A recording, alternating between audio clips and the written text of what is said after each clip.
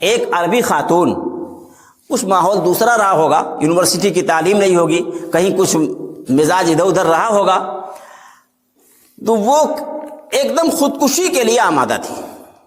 ایک بڑے عالم تشریف لے گئے تو ایک صاحب پہنچے، انہوں نے کہا میری بہن جو ہے وہ ایک دم خودکشی پہ آمادہ ہے، اب جینا نہیں چاہتی ہے۔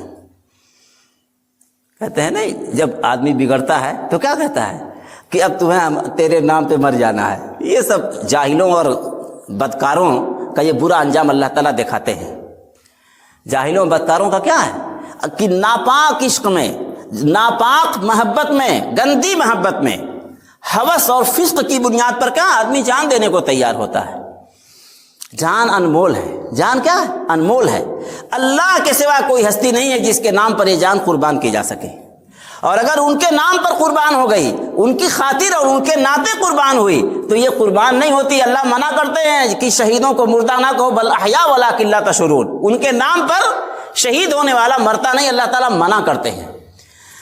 تو انہوں نے کہا ٹھیک ہے بلائیے۔ انہوں نے کہا اچھا قرآن پاک کی تلاوت کا کوئی موقع آتا ہے؟ تو اس خاتون نے جواب دیا مدتوں سے ملاقات نہیں ہوئی ہے۔ فرمایا اچھا سنو، جو کچھ کرنا ہے تمہیں کرتی رہو، رات کو سونے سے پہلے ایک پارے، نہ ہو سکے تو آدھے پارے ضرور پڑھو۔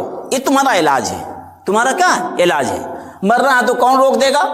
لیکن یہ جو کیفیت تمہاری ہے، میں اس کا علاج بتاتا ہوں کہ قرآن پاک کی تلاوت سونے سے پہلے ایک پارے یا آدھے پارے کی ضرور کر لو، اور ایک ہفتے کے بعد ملو۔ پھر ایک ہفتے کے بعد جب ملاقات ہوئی تو اس نے کہا کہ اب میں دوسری دنیا میں ہوں، اب مجھے اللہ کے کلام سے لطف حاصل ہونے لگا، اللہ کے کلام سے مجھے لطف حاصل ہونے لگا، اللہ کے کلام سے مجھے لگاؤ پیدا ہو گیا، اور وہ وسوسے اور وہ تاریکیاں، وہ شبہات اور وہ گندی خواہشات سب میرے دماغ سے نکل گئیں۔ تو بھائیو، اس دنیا میں ہر تاریکی میں روشنی اللہ کی کتاب ہے، ہر فتنے کی کاٹ اللہ کی کتاب ہے۔